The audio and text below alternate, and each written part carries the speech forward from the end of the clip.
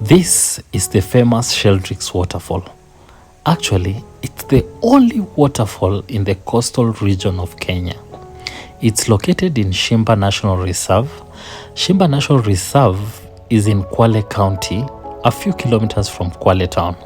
Actually, if you visit the coast, you can actually go to this location even using a small car or even using a matatu. It's easy to get to.